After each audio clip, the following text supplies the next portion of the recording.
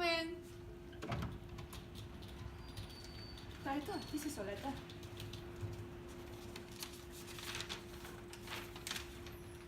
Genting Plantation.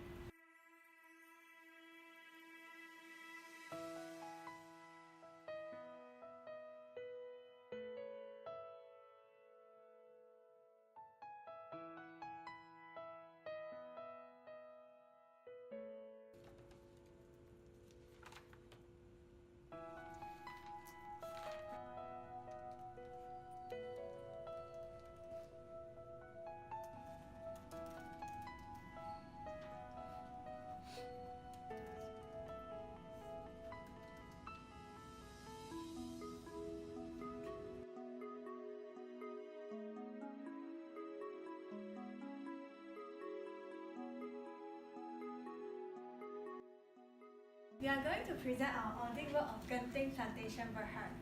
Genting Plantation, formerly known as Asiatic Development Berhad.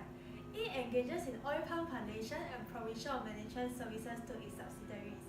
It owns approximately 64,000 hectares of land bank in Malaysia, while 183,000 hectares of land bank in Indonesia.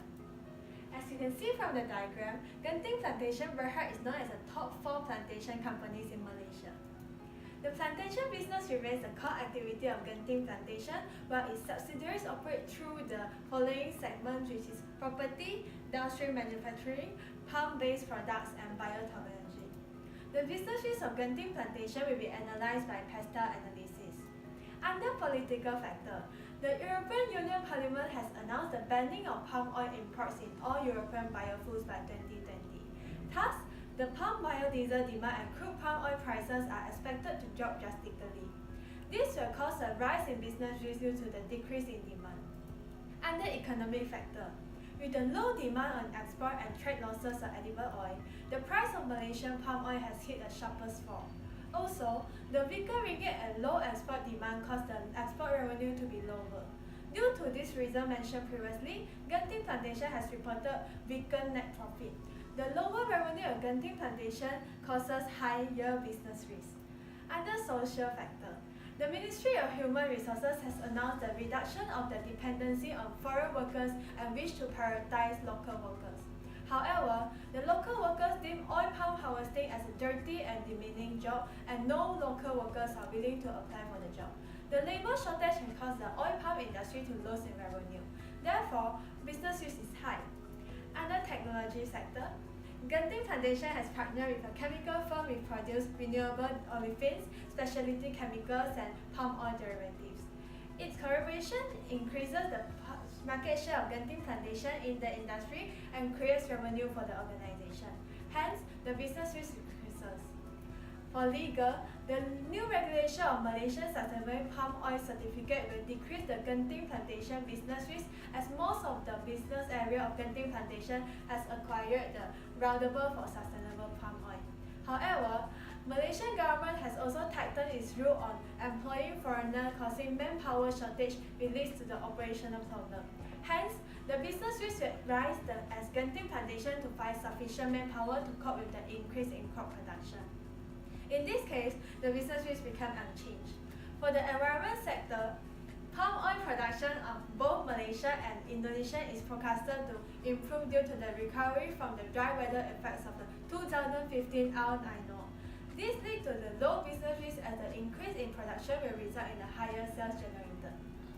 Next, I would like to talk about internal control framework. This part is separated into information and communication, monitoring, control environment and control activities, and risk management.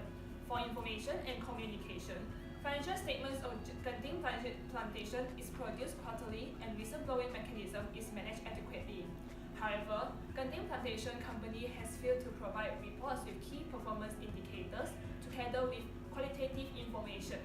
Thus, control risk is perceived to be high in this case.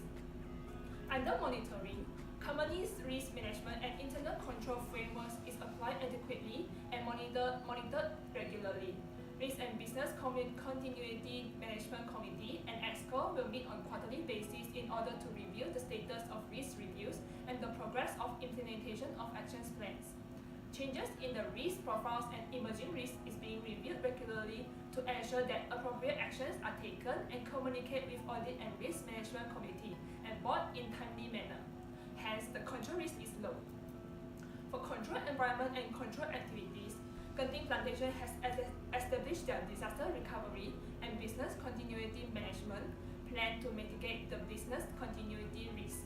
The Board and the Audit Risk Management Committee will hold meetings every quarter to discuss about the business and operational key matters including potential risk and control issues while review the status of risk reviews. Moreover, Genting Plantation's internal audit functions independently of activities it audits. As a result of this, the control environment for Genting Plantation is considered to be effective and control risk is deemed to be low.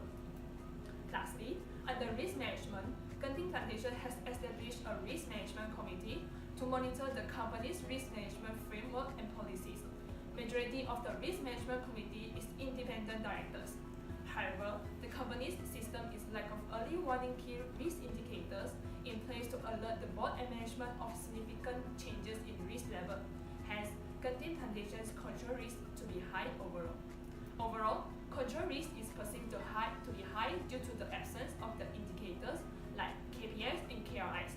In the event of unexpected changes of risk, which is considered common in the palm oil industry, Genting Plantation's weak and ineffective internal control will pose a risk of failure to identify foreseeable or unforeseeable risks and hence lead to higher business risk being triggered. Next, I would like to explain about the detection risk part. Since internal risk and control risk are high, this leads to a low detection risk according to the audit risk model. Consequently, this causes auditors to increase the substantive work as internal control is deemed unreliable due to the high control risk. By lowering detection risk, this allows the auditors to achieve their desired low-level audit risk, whereby decreasing the chances of issuing an inappropriate audit opinion of Genting Plantation. Financial analysis is also undergone to access the going concern of Genting Plantation Berhad and to identify accounts to be focused. Trend analysis, cash flow analysis, and also ratio analysis are done. Firstly, there is significant increase in both revenue and net profit from 2015 to 2017. It is in tandem with increased selling price and increased production. Therefore, the significant increase should not be overlooked. Next, there are some accounts in the balance sheet that have significantly increased, such as trade payable, PPE, share capital, and amount of borrowings over the past 3 years. Hence, more focus are placed on these 3 accounts. Next, after doing analysis on net cash flow in operating, investing, and financing activities, the RMM of net total cash flow is medium. Now we'll talk about ratio analysis. Firstly, the asset management ratios.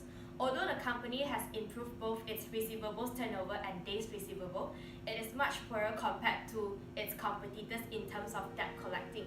It implies that Genting Plantation Berhad has poor collecting processes and they make mistakes in determining credit policies that provide provision loans to unreliable debtor. So it draws our attention to allowances of trade receivables. Next, inventory turnover and days turnover. In terms of this, Genting Plantation Berhad is doing much poorer compared to the industrial average in managing inventory, that they may have done wrong sales forecast which leads to extra inventory. Having extra inventory increases the liquidity risk as the capital of the company is tied up in the inventory. Next, total asset turnover suggested that Genting Plantation Berhad has not maximizing its assets to generate higher sales as compared to its competitor. Next, net profit